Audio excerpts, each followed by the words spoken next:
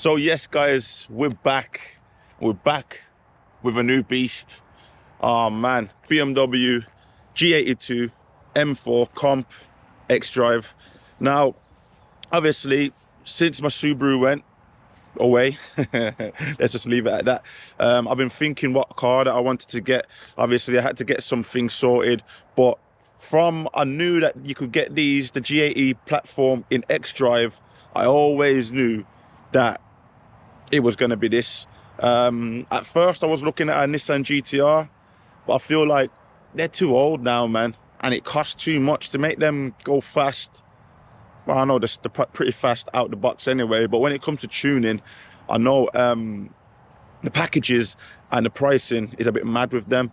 And then also I was looking at Porsches, obviously 991 Turbo S, but with the price rise recently due to COVID, them prices are mad as well, so I wasn't looking to pay that. So then in come the BMW M4, and yeah man, to be fair, I'll be honest, when these cars first came out, the front, I think everybody's done the same. It's always the same with BMWs, isn't it?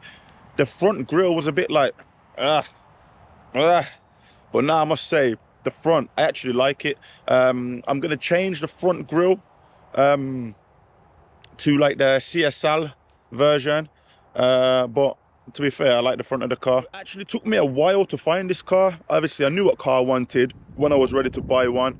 But I knew I wanted the colour, which is the Dravic Grey, which is a beautiful colour. I don't know if you're going to be able to see it on camera. It's like a grey, but it's got gold flakes in there. So when the sun shines on it, which it's shining now, it's got like a goldy tingle in there. And I think it looks amazing. I can see it from here. I'm not sure if you guys can see it. I'm going to do a bit of a close-up in a minute. Hopefully you can see it. So yeah, trying to find the right spec. It was taking me ages, man. It took me nearly a month to come across this car. But in the end, I got there, innit? So I was even thinking about... I was having a look at different colours. And big up my brother Crops. I phoned him. I must have sent him a picture of, I think, a black one and a white one. And it was like, yo, allow all that, just wait, man. Like, get the one that you wanted, which I probably would have done anyway, but it was a little push back in the right direction. And now that I've got it, mate, white, black, any other color, this is the best color in this car. I know the new ones you can get this color but in frozen, which is obviously good as well, but for me, this is the color. So we're going to talk a bit about the car, and then I'm going to go for a drive in it. It's not going to be my first drive because I've now actually had the car for about 3 weeks. I have driven the car, no word of a lie, about 3-4 times. So I haven't really been in it that much. It's just due to, we're coming up to Christmas now, and you know how things are with the business and stuff. But yeah, man, BMW G82 M4. It's the Xdrive, and you can also literally at a press of a button you can put it to the rear wheel drive, which is mad. I don't understand why. I feel like if they would have brought out the Xdrive first, there would be no point for the rear wheel drive car. And now if you look on Auto Trader, the rear wheel drive versions, they're nosediving because I don't know, there's no point in actually buying that car. So engine wise, this car's got a 3-litre twin turbo inline 6 engine producing 510 bhp, and I'm telling you, for a standard car, this car is quick. Like, it's 510 bhp. My Subaru was 500 brake as well. This and my Subaru weighed probably like 600 kilograms lighter than this. I feel like this would absolutely leave it, which is a bit mad. I can't really grasp why, do you know what I mean? But that's the feeling I get. It's got 650 torque. The one thing that I must say about this car that I don't like, and I'm going to change it, is the sound.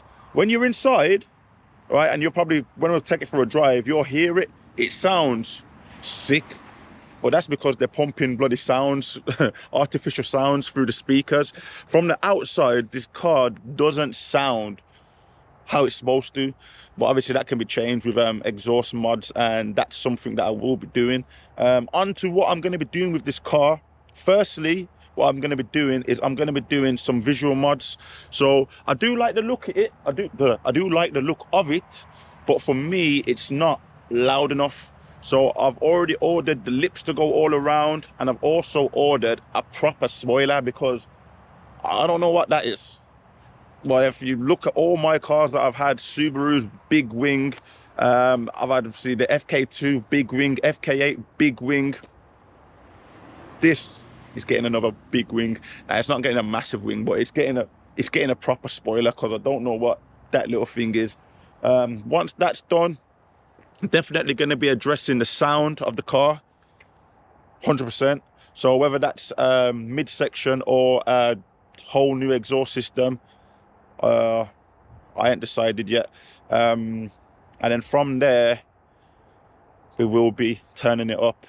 So yeah, stay tuned for that. So yeah, man, plenty of content coming with this car. I'm gonna get some reaction cams, because one thing about this car, the launch is absolutely, it's crazy.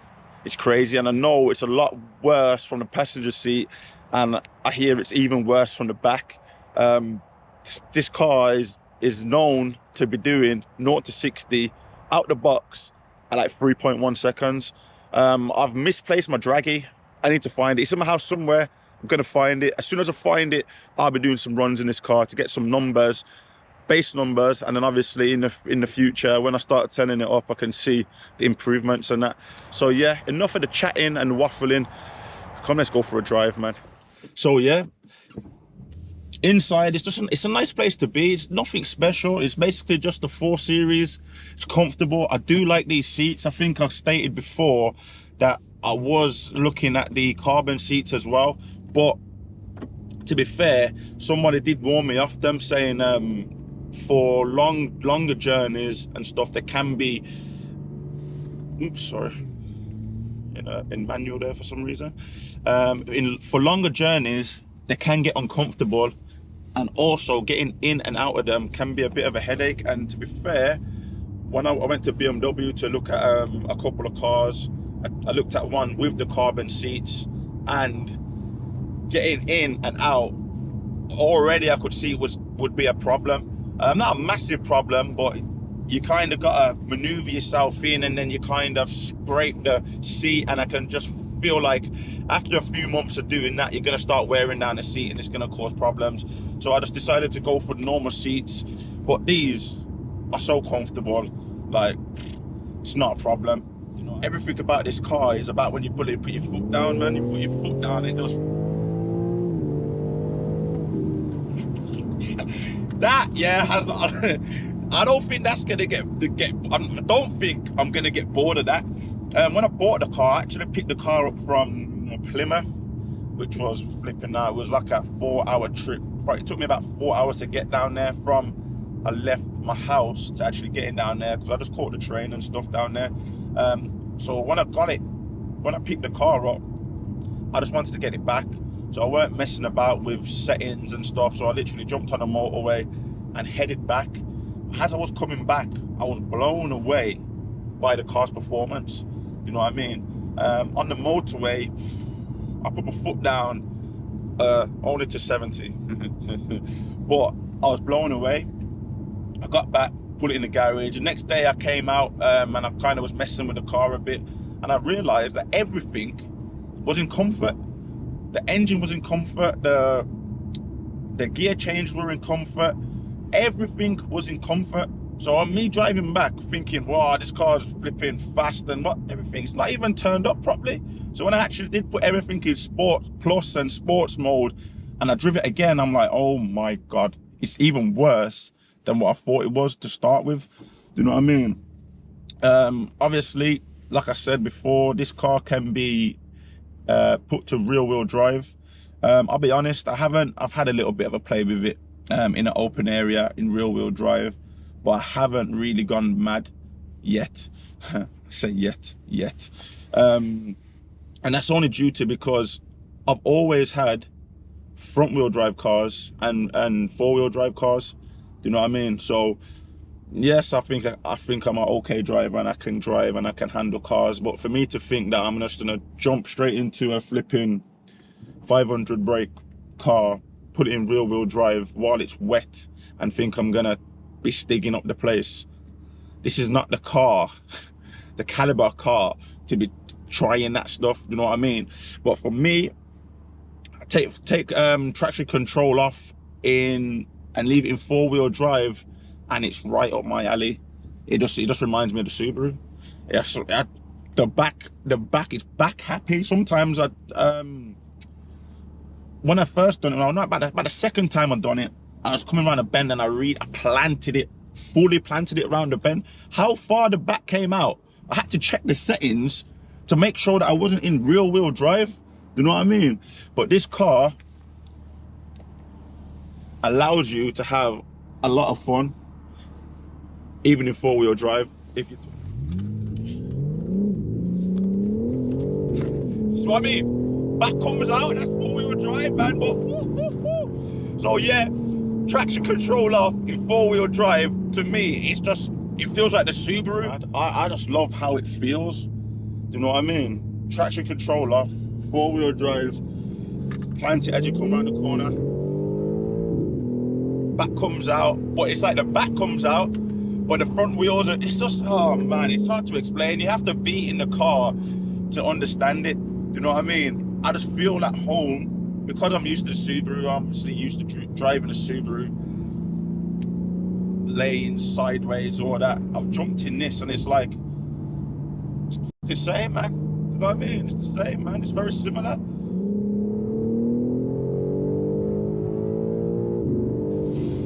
Oh my God. The good thing about this car is about the brakes. Huh. The brakes are amazing. The brakes need to be amazing with a car that's this quick, to be fair. And yeah, if I'm being honest,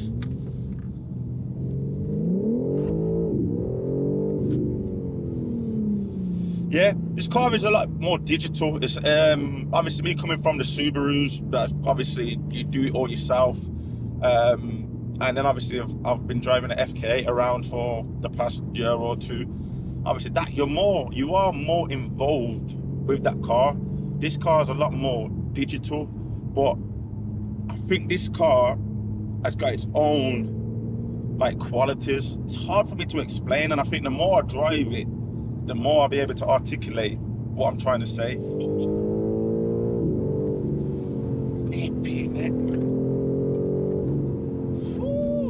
Yeah, as I was saying before I took the wrong turn in, this car's got its own qualities, man. I think this car can be very dangerous though, because if you leave the traction control and all the stuff on, right, you can drive this car. And I suppose it's the same with most cars and most new cars, but I didn't really understand how bad it was until I drift this car with everything on, and the speeds that you can take, corners, roundabouts. It's like the car does everything for you.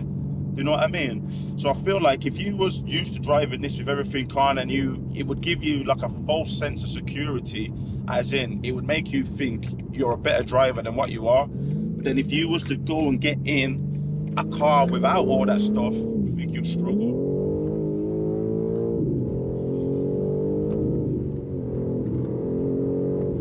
On these little country lanes, yeah. See, and another thing, can you hear that sound? Can you hear that sound? Yeah. In this car, it sounds amazing, but I know for a fact it don't sound like that on the outside. And if you wind the window down, it's like it's the same. You can hear it from inside, but you can't hear it from outside. Do you know what I mean?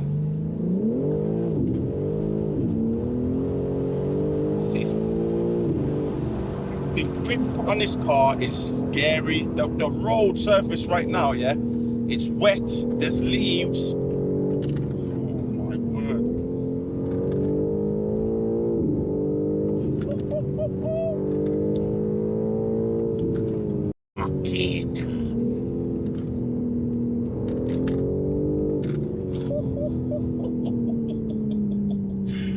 Oh my Lord.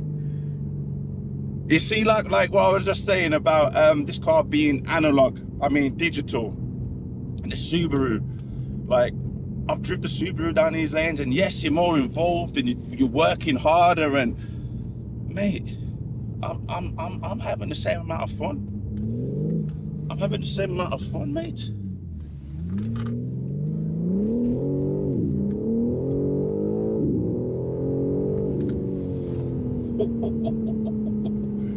Oh my Lord. See, just backsliding all over the place, but then the front is just gripping. I'm pulling it.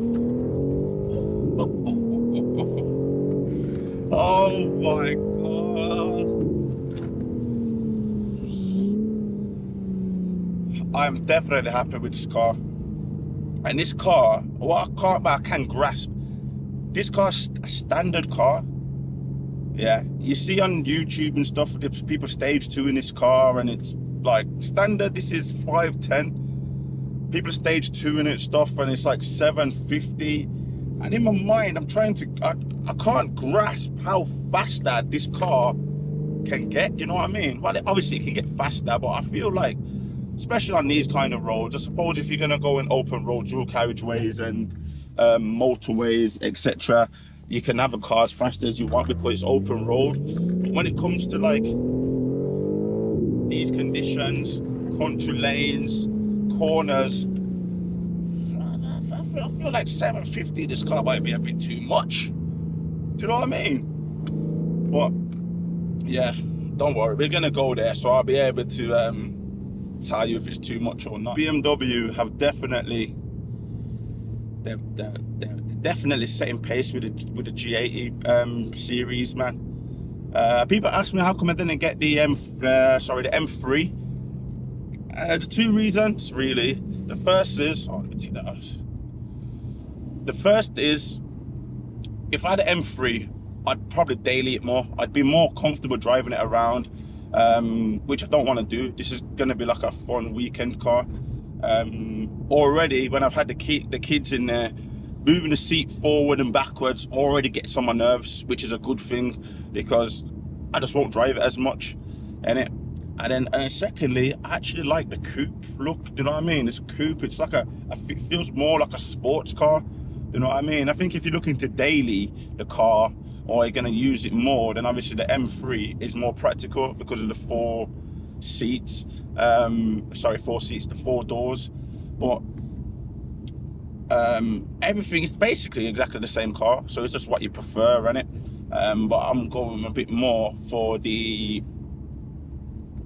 coupe look, the sports look. Another thing that I need to speak about with this car is the settings and the safety controls, i.e. the traction controls. There's loads of settings for this car. Obviously, you can have 4-wheel drive, you can have traction control fully on, you can have traction control half on, which it lets you play a bit, but if you go, it stops you from going too far or getting the car fully out.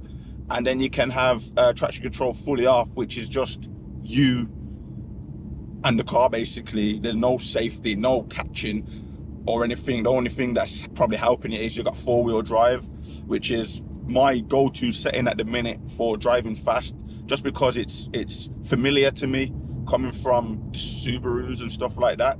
But when you put it in rear-wheel drive mode, there are actually 10 traction control settings. So from what I understand, you can actually, I think 10 being traction control fully off, fully on, and then as you go down to get to 0 being fully off. So if you wanted, and it's probably something that I would probably start doing, is if you put it in rear wheel drive and pull it on, for example, 5, right, the car will let you probably get it all mostly out, but it will probably stop you from being able to spin it, if you know what I mean, losing control kind of thing. So if you just master it on, this is my thought process anyway, I don't know how true this is, I'm probably going to find out.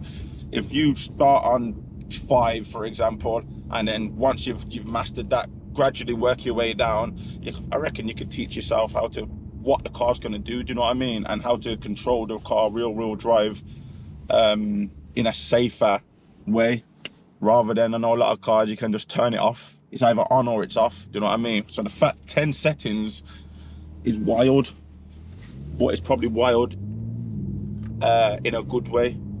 But yeah, don't worry, man. The drifting and stuff, come on, even if I don't want to do it, I'm gonna end up starting to do it in it. But if you listen, I'll tell you straight from now, disclaimer, you think I'm gonna be drifting round town with no behavior like certain people, I ain't mentioning no names, but certain people act like the police don't exist. I'm not on it. I'm not on it. I might get flipping drawn out now and again, yeah, but man, I don't want no problems with the police, man. So any police that are watching this, I'm not going to be drifting, only on private property, or if I accidentally press the wrong button and then I have to catch it. Okay, it's damp, so I'm not sure if it's gonna grip up properly, but let's go. Let's go. 60. God damn! God damn! Oh my lord, this car. 4-wheel drive, traction off.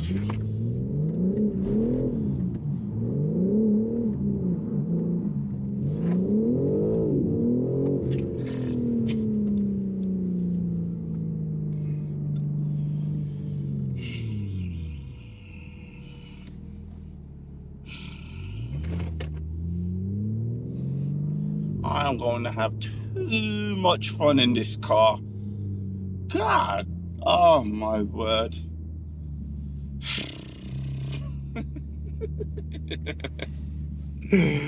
Oh no. BMW, yeah, are running. Remember I told you, man, the Mercedes, Audi, like, Audi ain't even in the conversation anymore, man, for me. Even Mercedes, like, you like need to step your games up, man. You like definitely need to step your game up, man. Yeah, sorry if the lights changed. I had to kind of go and do something halfway through filming this video.